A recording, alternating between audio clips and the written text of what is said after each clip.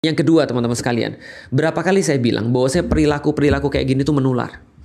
Perilaku-perilaku kayak gini itu adalah perilaku-perilaku yang memang akan menginspirasi yang lain. Contoh ya misalnya ya, kalau dikatakan bahwasanya itu ada kemungkinan grooming ke 32 anak yang menjadi korban, berarti 32 anak ini harus benar-benar dipastikan bahwa mereka minimal mendapatkan terapi supaya mereka normal lagi. Karena kenapa? Karena perilaku begini tuh menular. Korban itu bisa jadi pelaku juga. Dan itu adalah sesuatu yang lumrah. Orang jangankan kelakuan-kelakuan yang yang sangat keji seperti ya, jorok seperti itu ya. Orang kelakuan-kelakuan marah-marah aja bisa nular kok. Misu-misu aja juga bisa nular kok. Apalagi kelakuan-kelakuan kayak gini. Nah, ini yang kemudian kita sampaikan. Agama mana yang paling terang-terangan menentang LGBT misalnya? Agama mana yang terang-terangan melarang bahwasanya laki-laki tidak boleh kemudian berperilaku seperti perempuan, dan juga sebaliknya, menjaga aktivitas laki-laki dan perempuan tetap pada fitrahnya, laki-laki dan perempuan terpisah, tidak boleh berikhtilat dan segala macam. Itu semua hanya ada pada Islam.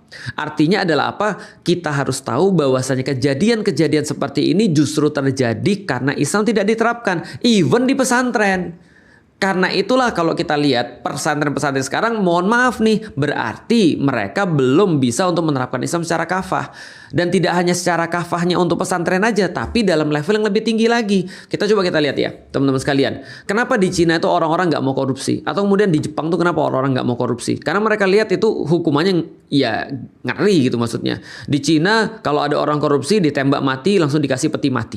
Udah nggak usah ditanya lagi. Kemarin di Korea kita lihat. Ada orang yang di Korea atau di Vietnam saya lupa ya. Ada orang yang kemudian punya duit crazy rich-nya itu kemudian ditangkap lalu kemudian dihukum mati.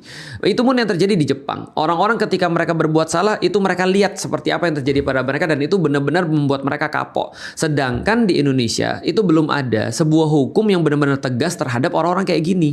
Nah, makanya kalau kita berbicara tentang Islam, justru Islam kalau diterapkan itu bisa benar-benar mempreventif atau mencegah orang-orang untuk berlaku kayak gini. Itu dari awal. Dari awalnya dididik dengan cara laki-laki, tidak diperbolehkan kampanye-kampanye yang bersifat LGBT. Lah sekarang coba teman-teman lihat. Orang zaman sekarang tuh ya, nggak dukung LGBT, itu udah kayak orang salah.